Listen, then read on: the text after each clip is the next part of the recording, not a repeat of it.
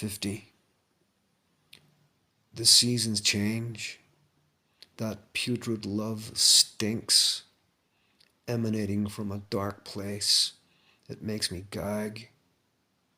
It's not what I choose to breathe.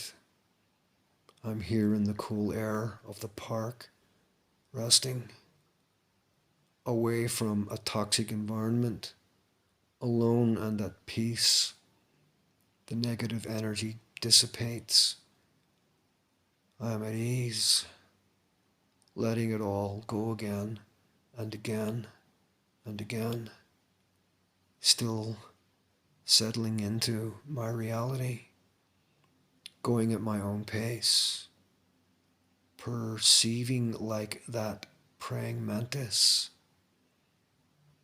It reminds me of an extraterrestrial with its movements.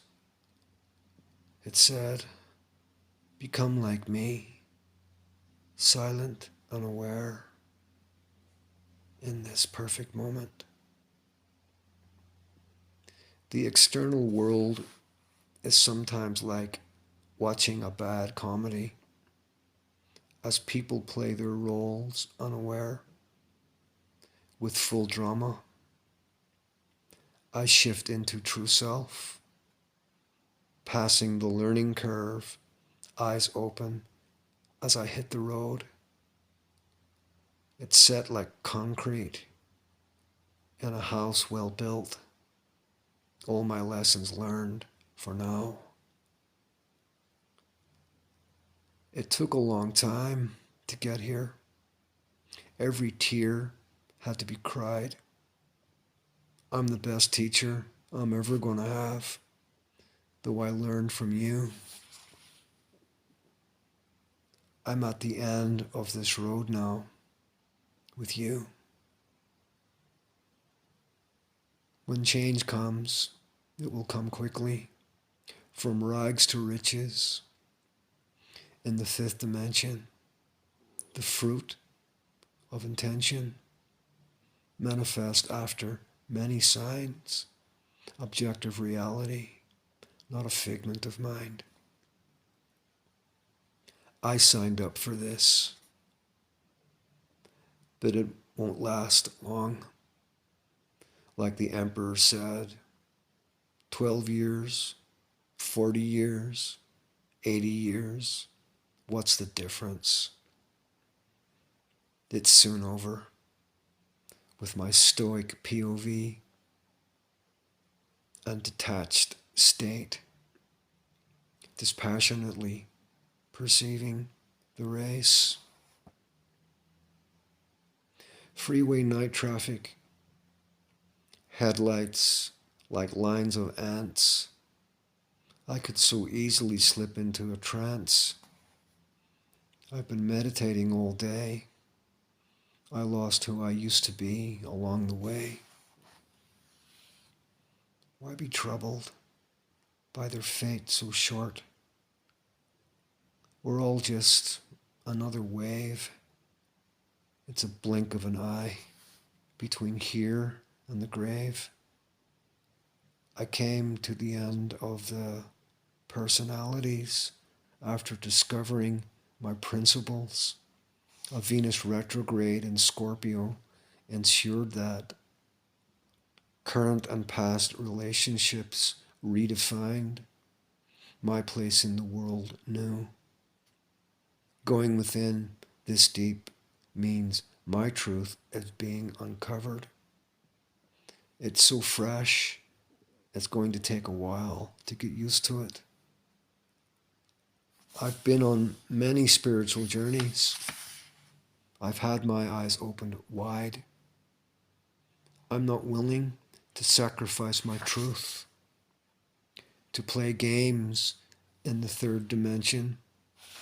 I could care less about anyone else's truth. It has nothing to do with me. You have a right to be who you are, but that doesn't mean I will like it.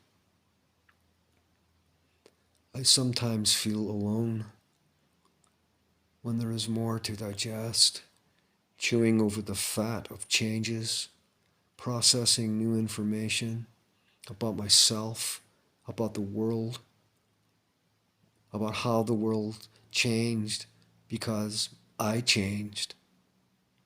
I knew I was powerful, but not that powerful. Even when I stumbled around in the dark for years, I was powerful. I'm so powerful that my light makes darkness non-existent. There's nothing about myself now that I'm unhappy with. That was a major epiphany. At that point, I was able to let the world go. I realized its suffering had nothing to do with me, because in my own happiness, I was no longer contributing to the misery. They could scream, "Fuck you," all they wanted, and it wouldn't enter my energy field. It was simply just another noise, like a fire truck siren. Man, thanks for helping me get it. You really showed me my power. You had to fuck with me to wake me up. You did me a favor. I love the extraterrestrials. They're my friends. Like invisible company. Only they're real. I sense them in true self. Because they're in true self. Every enlightened being is in true self. Why the fuck is he attacking me? I wondered. It's a spiritual teaching, but I'm no teacher, just someone who tells my truth. It only must mean something to me, and it does, but if it helps you, that's good. I'm in the desert of myself with no horse, sublimely arid, the hot and cold wind. I found my peace here.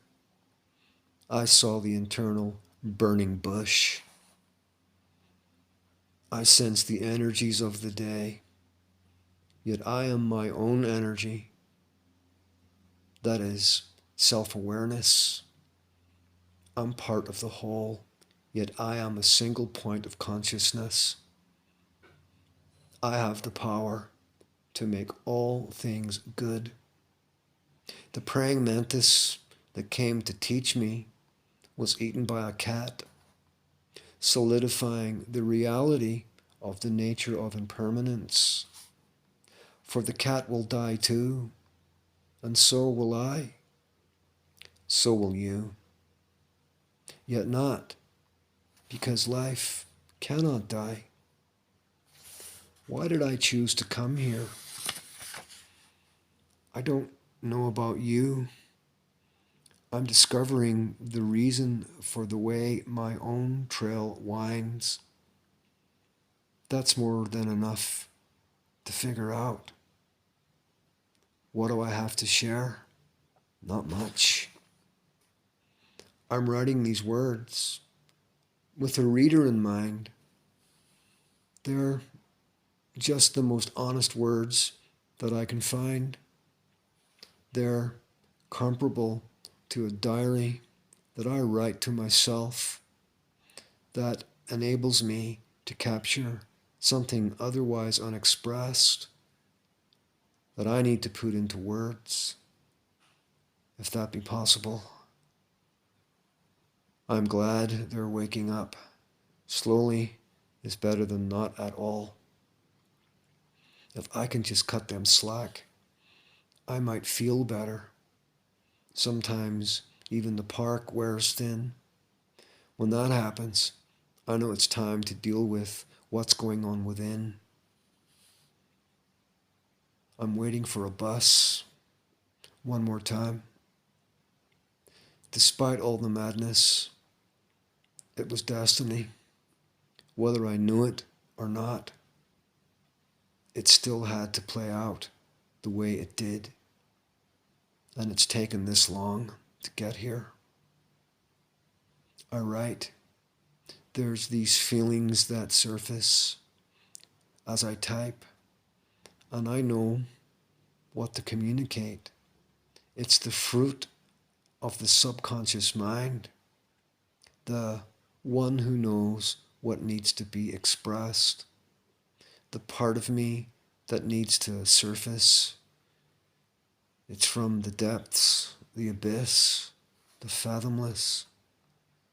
It's something Hess, one of my favorites, a true alien. And yet there's still real life to deal with. You never seem to escape that, no matter how fucking enlightened you are. Today is a good day. Why? Because I'm happy with myself. Today is a milestone, a crowning achievement. I get the tooth I've been fighting for long and hard. They tried to tell me I was crazy for loving myself. They tried to tell me I wasn't beautiful because they hate themselves. They tried to take my power because they gave theirs away. I owe them nothing except a thank you for the lesson. So now that I've expressed my gratitude, hit the road, Jack. I believed in the possible. Despite hard circumstances, I was like a prisoner with a release date. I knew the day would come in my heart that I could do it, that eventually the water would wear down the rock, the door would open at the perfect time. I've been there before. I've witnessed miracles, and now I know I'm the only one who can experience it, treasure it, truly know it for what it is. Here's another miracle. I love me. I see the petty concerns for what they are. They vie for importance in an unconscious mind. The con being, my bullshit is all there is to life. Man, have you figured it out? That you're alive? It really is like a dream. As humans wander around, going to jobs, doing things for fun, and doing things to make themselves and others miserable, with rarely the thought occurring, why am I here? I can accept this could be part of youth. The point of creation can be this stupid, yet the stupidity has always been there. But look at the magnificent bodies. The magic is housed in that. However, the most satisfying place to find it is within myself. I realized it could not be experienced outside. No one was ever going to give me that sense of being alive except me, and it took so long to understand this. It's so clear. It was there all along. I see how it's the truth. We get so unhappy with ourselves. It's because we're lost outside, focusing our attention on others, believing others have the magic when they never did. Validation is one of the most insidious words. It starts that futile quest that you can never complete. The next word is judgment, or should I say, fear of it. Take a good look at the contortions experienced because of it.